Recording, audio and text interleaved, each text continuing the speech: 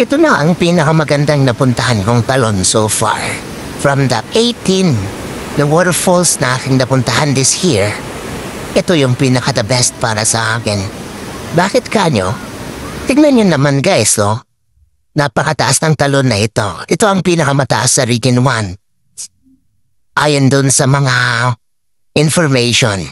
Yung catch basin niya, napakalalim guys. O maganda, malawak yung catch basin niya.